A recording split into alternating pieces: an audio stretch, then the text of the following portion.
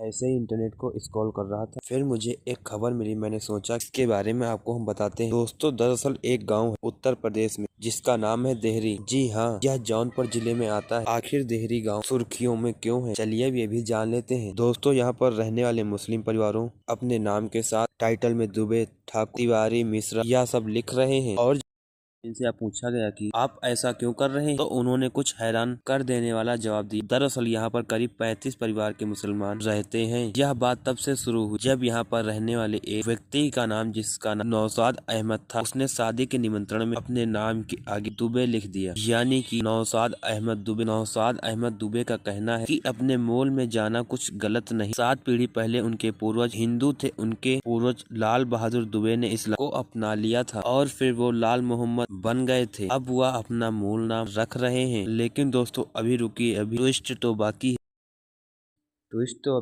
दरअसल यहाँ पर जब लोगों ने से बात की तो उन्होंने यह बताया और उसे जानने के बाद यह रिएक्शन बदलने वाला है। दरअसल डेहरी गांव में नाम के आगे ठाकुर, पंडित व तिवारी यह सब लगाने वाले मुसलमानों ने यह सिर्फ एक टाइटल में ही लगाया है। और उन्होंने कहा है कि हमने धर्मांतरण नहीं किया है, ना ही हिंदू धर्म को कोई पूजा पाठ कर रहे हैं, बल्कि आज भी नमाज अदा कर रहे हैं। मुस्लिम परिवार के द्वारा नाम के आगे दुबे, पांडे, ठाकुर, मिसैया सब जब लगाया गया तब यह खबर बन गई। इसलिए लोगों ने कहा है यह लोग सुर्खियों में आने के लिए ऐसा कर रहे हैं। यह जो नाम आपको मिला है नौशाद अहमद दुबे, इसके पीछे की क्या कहानी है। नौशाद अहमद जी की 7 पीढ़ी से लाल बहादुर दुबे जी पूर्वज थे।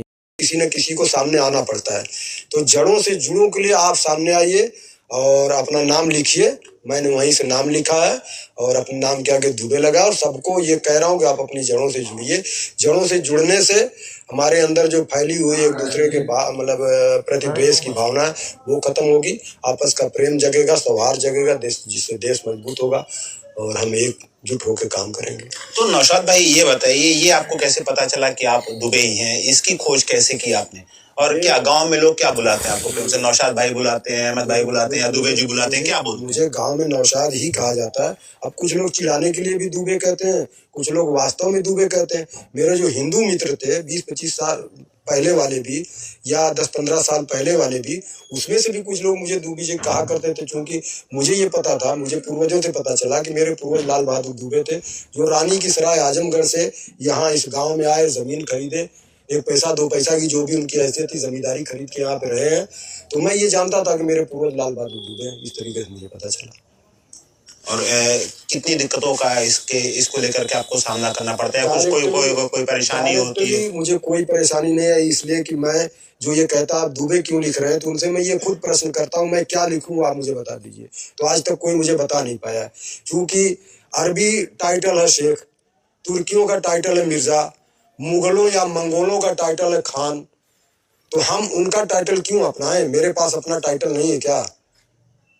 मेरे पास अपना टाइटल, मैं अपने टाइटल को अपनाऊंगा और यही लोगों से कहूंगा भी कि भाई आप अपनी जड़ों पे आइए, आप अपनी जड़ों से चीजों को लीजिए, आप उधार की चीजों को अपनाना छोड़ दीजिए। तिलक वगैरह भी लगाते हैं, पूजा पाठ भी करते हैं? तिलक लगाने से मुझे कोई एतराज नहीं। पूजा में मेरी जो आस्था है, एक ईश्वर की आस्था है। एक ईश्वर चाहे किसी भी नाम से आ जाए, मुझे कोई एतराज नहीं। एक ईश्वरवाद मेरी पूजा का आधार है।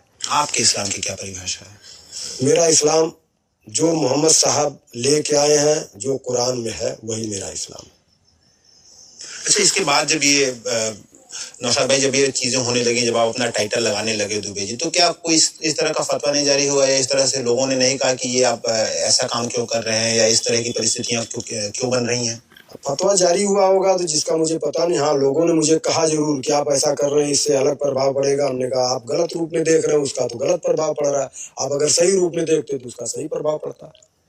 मैं जो कर रहा हूँ समाज हित के लिए कर रहा हूँ, और इस्लाम समाज हित के लिए सारा काम किया है, और मोहम्मद साहब भी समाज हित के लिए सारे काम किए हैं, तो मैं उन्हीं के काम को आगे बढ़ा रहा हूँ। तो आप इसको क्या कहते हैं? ये आप अपनी जड़ें खोज रहे हैं? हाँ, ये बिल्कुल हमारी जड़ें। अपनी जड़ों से अलग होके आपका कोई अस्तित्व नहीं रहेगा। अपनी जड़ों से जुड़े रहेंगे तभी आप। दोस्तों, अब आप लोग बताइए आपको इसके बारे में क्या सोचना। इस पर तो यह खबर ऐसी ही थी जिस पर हम आप लोग का रिएक्शन जानना चाहते हैं।